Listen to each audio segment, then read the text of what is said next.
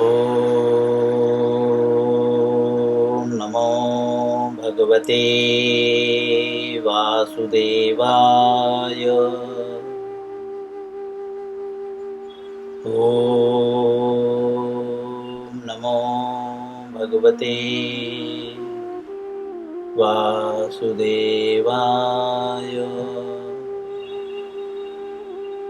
ॐ नमो भगवते वासुदेवाय।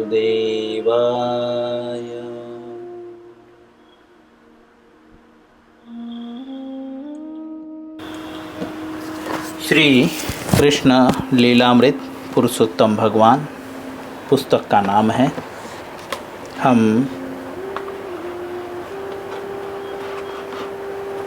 अध्याय 33 पढ़ रहे हैं। अध्याय का नाम है रास नृत्य का वर्णन।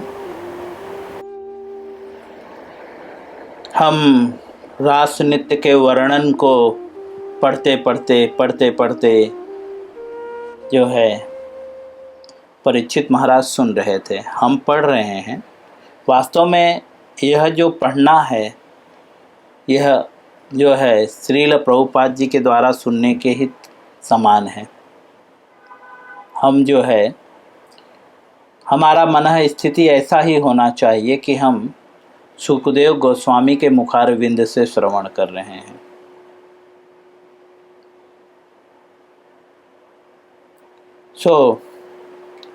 सुखदेव गोस्वामी जब परीक्षित महाराज को भगवान के इस रास नृत्य के विषय में बताते हैं, शरद पूर्णिमा की रात का वर्णन करते हैं, कृष्ण और गोपियों के बीच की जो लीलाएं हैं उनका वर्णन करते हैं, तो परीक्षित महाराज जो है कुछ समय बाद पूछ बैठते हैं, जो कि हमने कल पढ़ा। परीक्षित महाराज जिज्ञासा करते हैं कि भगवान तो धर्म की स्थापना के लिए आते हैं, पवित्राणाय साधुनाम विनाशाय च दुष्टताम धर्म संस्थापनार्थाय संभवामि युगे युगे। भगवान जो है धर्म की स्थापना के लिए आते हैं, लेकिन यहाँ पे जो वर्णन किया जा रहा है वह जो है मूर्ख लोगों को, जो मायावादी हैं, जो निर्विशेषवादी हैं, वे लोग उसका दुरुपयोग न कर पाएं, तो इसीलिए और अच्छे से आप समझाइए, ऐसा उनकी इच्छा थी। परीक्षित महाराज तो समझ गए थे, लेकिन हमारे और आपकी तरह लोग इसका गलत जो है अर्थ न निकाल बैठे, इसके लिए परीक्षित महाराज ने कहा इसको और अच्छे से बताइए। नहीं तो जो मायावादी है, जो सहजिया हैं, सहजिया मतलब जो स्वयं को गोपी बताते हैं, है ना, वे लोग जो है इसी नाम पे जो है अनेकों गलत कार्य करते हैं। मुझे लगता है हम ऐसा वर्णन भी करना अच्छा नहीं है, लेकिन प्रभुपाद जी यहाँ पे लिखते ही हैं, सहजिया लोग जो है स्त्रियों द्वारा जो है अनियंत्रित संसर्ग रोकने के लिए, जो सहजियों के द्वारा स्त्री संसर्ग है जो अनियंत्रित है, मतलब वह भगवान की लीला के नाम पे जो है गलत कार्य करते हैं, उसको रोकने के लिए ये बहुत महत्वपूर्ण था जो परीक्षित महाराज ने प्रश्न किया था। अब श्रील प्रभुपाद जी आगे लिखते हैं, सभी लोग म्यूट करके रखेंगे तो ज़्यादा अच्छा रहेगा। महाराज परीक्षित ने अपने कथन में कई महत्वपूर्ण शब्दों का प्रयोग किया है, जिसके स्पष्टीकरण की आवश्यकता है। प्रभुपाद जी लिखते हैं कि महाराज ने जो बोला जो है सुखदेव गोस्वामी से, उसमें बहुत महत्वपूर्ण शब्दों का प्रयोग किया गया है, जिसका स्पष्टीकरण करना जो है आवश्यक है, जरूरी है। वह शब्द क्या थे? तो श्रील प्रभुपाद जी बोलते हैं, पहला शब्द जुगु पिसी तम, जिसका अर्थ है ग्रहित।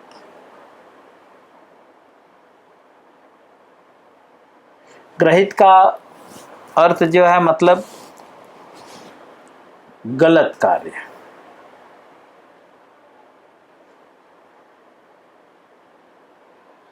आगे, महाराज परीक्षित का पहला संदेश इस प्रकार था। भगवान श्री कृष्ण श्री भगवान हैं, जिन्होंने धर्म स्थापना के लिए अवतार लिया था।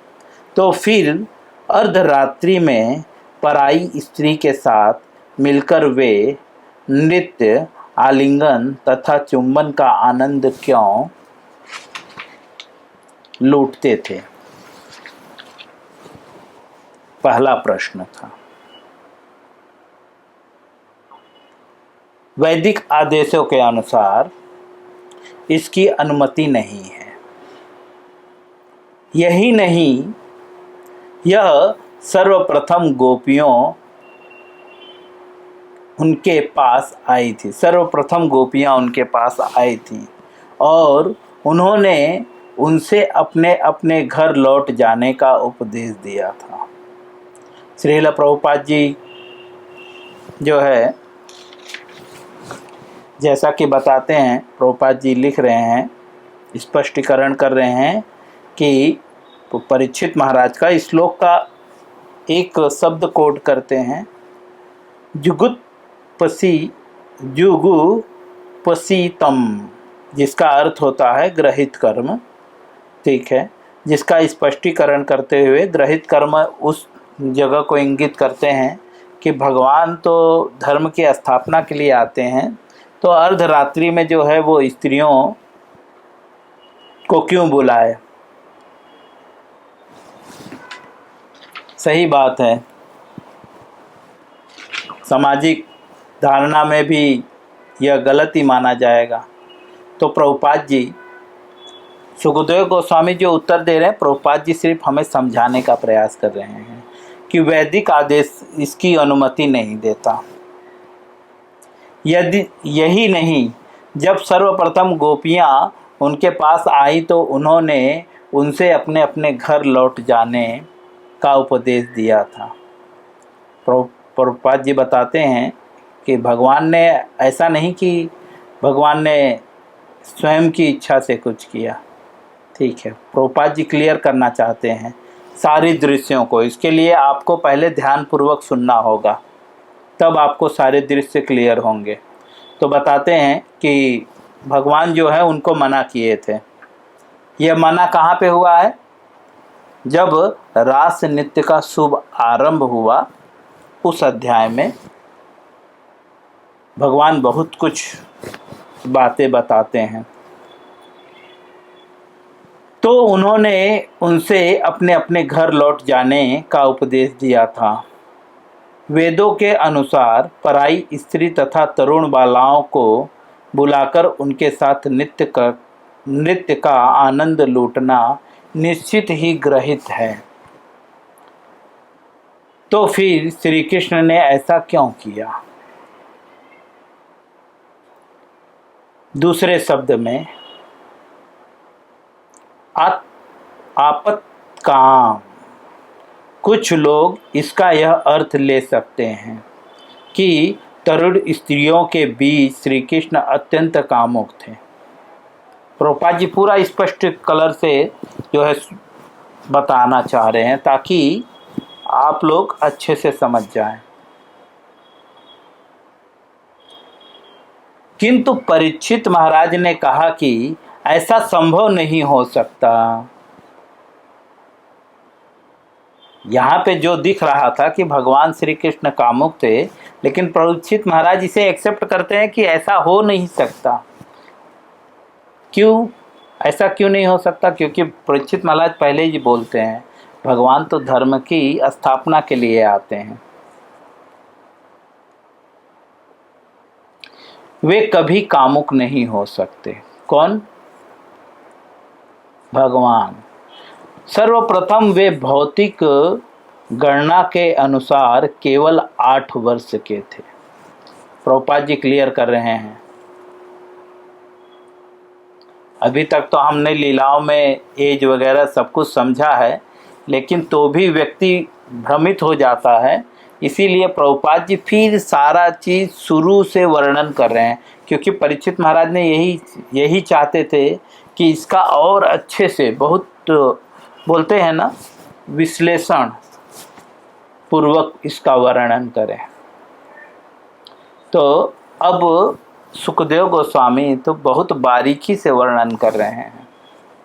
तो सबसे पहले बोलते हैं कि पहले तो भगवान कामुक हो नहीं सकते, क्योंकि भगवान के 6 ऐश्वर्यों में एक ऐश्वर्य ये भी है, वैराग्य। हाँ, ऐश्वर्य से वीरस्य यशस्श्रियः ज्ञान वैराग्यस्यैव। भगवान के 6 ऐश्वर्यों में एक ऐश्वर्य ये भी है, वैराग्य। तो भी भौतिक धारणा के अनुसार बता रहे हैं कि भौतिक गणना के अनुसार भगवान सिर्फ 8 वर्ष के थे। तो 8 वर्ष के लोगों में तो इच्छा ही नहीं होती भौतिक भोगों की, सेल्फ सेंस ग्रेटिफिकेशंस की। दूसरा बताते हैं, और इस आयु में कोई भी बालक कामुक नहीं हो सकता। स्पष्ट कर रहे हैं कि इस आयु में जो है 8 साल का बच्चा कामुक हो ही नहीं सकता।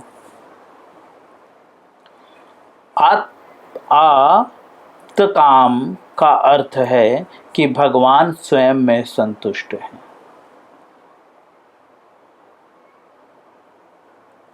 यदि वे कामुक हो भी तो उन्हें अपनी कामनाओं की तृप्ति के लिए किसी अन्य व्यक्ति की सहायता की आवश्यकता नहीं रहती। प्रभुपाद जी लिखते हैं, ऐसा सुखदेव गोस्वामी समझा रहे हैं कि भगवान तो 8 वर्ष के थे, और 8 वर्ष की अवस्था में कोई भी जो है बालक कामुक नहीं हो सकता,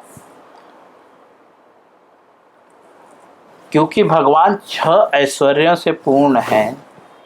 तो इसीलिए सुखदेव गोस्वामी कहते हैं कि यदि उनके अंदर काम भी है तो भी वो आत्मतृप्त हैं।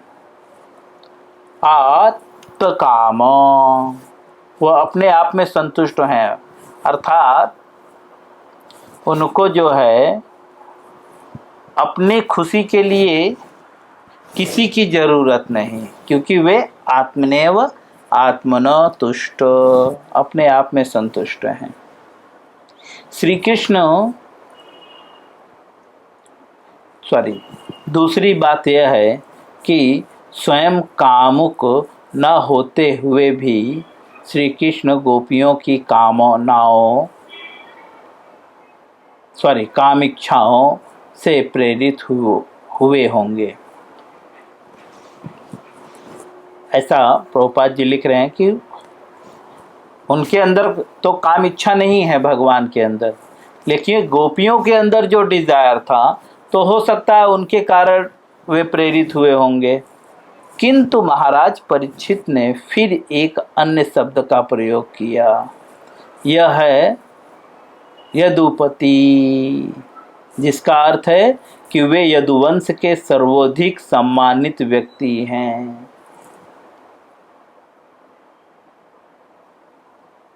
एक्चुअली यहाँ पे श्लोक नहीं दिया हुआ है। कृष्ण लीला जो है भागवतम के 10वें स्कंद का पार्ट है, तो वहाँ पे उन श्लोकों के एक एक शब्दों को यहाँ पे क्लियर कर रहे हैं कि परीक्षित महाराज बोलते हैं कि भगवान कौन है, बोलते हैं यदुपति, अर्थात वो यदुवंशी में सर्वश्रेष्ठ हैं। तो यदुवंशी में सर्वश्रेष्ठ और बहुत सम्माननीय है। तो यदुवंशी राजा अत्यंत पवित्र माने जाते हैं। शास्त्रों में कहा गया है कि जो यदुवंशी राजा होते हैं वो बहुत पवित्र होते हैं। तो एक शब्द में जो बहुत सम्माननीय और बहुत पवित्र माने जाते हैं, तो इनडायरेक्टली वो भी ये काम नहीं कर सकते। पहले तो एज में कम थे, दूसरा बहुत सम्मानित थे, और बहुत पवित्र थे, इसीलिए उनको भौतिक इच्छाओं की कामना नहीं थी। आगे बताते हैं।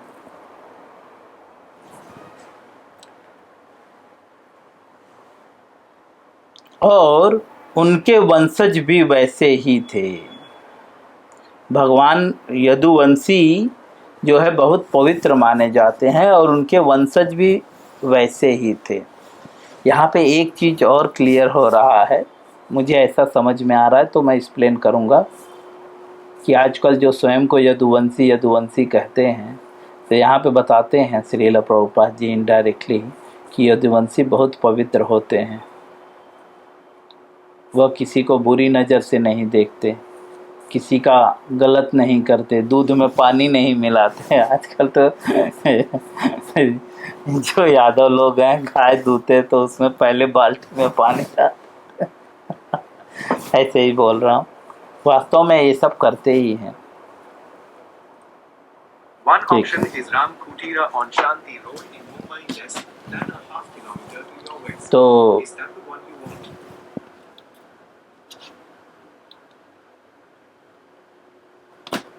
तो यदुवंशी जो है बहुत पवित्र माने जाते हैं और जो है बहुत सम्मानित होते हैं। यदुवंशी मतलब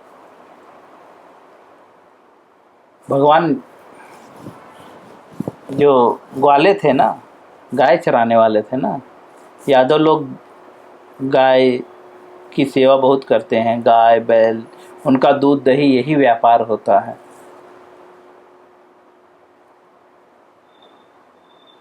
तो यहाँ पे स्पष्टीकरण हो रहा है कि पहले के समय में जो है यदुवंशी जो गौपालक होते थे वो बहुत सम्मान दिया जाता था समाज में उनको, और वे बहुत पवित्र हुआ करते थे। एक शब्द में यहाँ पे यह भी हमें प्रभुपाद जी समझाना चाहते हैं, समझे।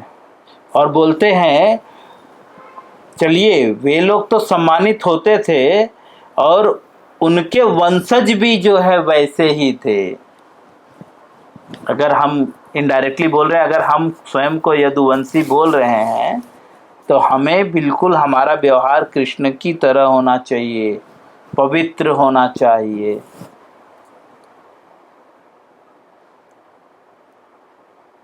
क्योंकि यदुवंशी बहुत सम्मानित और पवित्र होते हैं। आगे लिखते हैं, उस परिवार में जन्म लेकर भला श्री कृष्ण किस प्रकार गोपियों द्वारा प्रेरित हुए होंगे। क्वेश्चन मार्क क्रिएट कर रहे हैं कि ठीक है, भगवान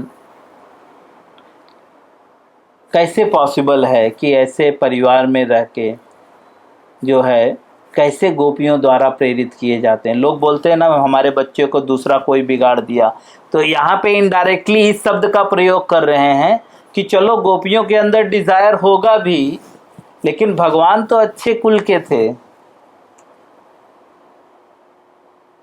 तो भगवान ऐसा कैसे कर सकते हैं। एक शब्द में श्रील प्रभुपाद जी यह समझाना चाहते हैं कि आज के समाज में जो संतानें गलत कार्य कर रही है, इनडायरेक्टली उनके परिवार अपवित्र हैं, क्योंकि पवित्र कुलों के वंशज जो है ग्रहित कर्म नहीं करते। इनडायरेक्टली ये बता रहे हैं। रामायण में एक प्रसंग भी ऐसा आता है, मैं वहाँ नहीं जाऊँगा क्योंकि वक्त नहीं है, बट मैं उसका सारांश बताऊंगा। बहुत पहले मैं ये पढ़ा था, मुझे मेरे स्मरण शक्ति में अभी उतना याद भी नहीं है, बट लक्ष्मण जी से किसी ने पूछा तो लक्ष्मण जी इसका उत्तर देते हैं कि पवित्र कौन है, किसके पुत्र धार्मिक होते हैं और किसके पुत्र अधार्मिक होते हैं। ऐसा जो है लक्ष्मण जी से पूछा था, तो लक्ष्मण जी बहुत अच्छा जो है उत्तर दिए थे। मैं भविष्य में आप लोग को बताऊंगा जब हम भविष्य में कभी रामायण पढ़ना स्टार्ट करेंगे तो।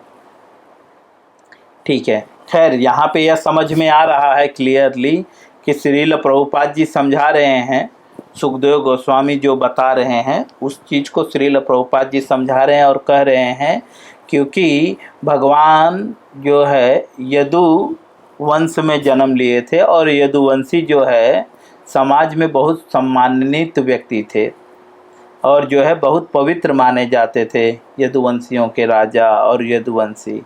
और क्योंकि भगवान भी उन्हीं के परिवार के वंशज थे तो कैसे गोपियों के द्वारा वे प्रेरित हो सकते हैं।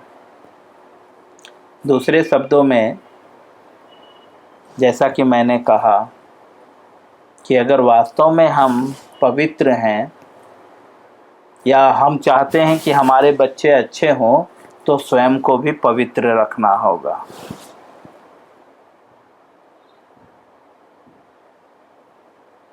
या हमारे बच्चे गलत कर रहे हैं तो इसके अकॉर्डिंग कहीं ना कहीं हम भी सही नहीं थे। चलिए आगे बढ़ेंगे। अतः यह निष्कर्ष निकला कि श्री कृष्ण के लिए कोई भी ग्रहित काम न पाना संभव न था, किंतु महाराज परीक्षित को संदेह था कि श्री कृष्ण ने ऐसा क्यों किया। प्रभुपाद जी कहते हैं कि श्री कृष्ण के लिए कोई भी ग्रहित काम कर पाना जो है संभव नहीं था। क्यों? क्योंकि वे अच्छे परिवार में जन्म लिए थे और वह कुल जो है बहुत समाज में बहुत सम्मानित था। ठीक है, और दूसरा चीज़ उनकी आयु भी नहीं थी। ठीक है, और मुख्य तो वे तो भगवान है, समझे, उनको जो है अपनी इच्छा पूर्ति के लिए किसी अन्य की ज़रूरत नहीं पड़ेगी। मतलब किसी भी कंडीशन में जो है भगवान को जो है ये ग्रहित काम कर पाना संभव नहीं था। किंतु महाराज परीक्षित की जो परीक्षित थे जो है उनका यह संदेह था कि श्री कृष्ण ने ऐसा क्यों किया, फिर उनका वास्तविक प्रयोजन क्या था।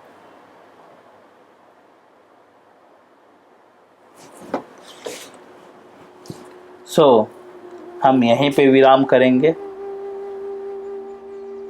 नेक्स्ट पैराग्राफ से सुखदेव गोस्वामी जो है संबोधित करते हुए महाराज परीक्षित के प्रश्नों का उत्तर देंगे।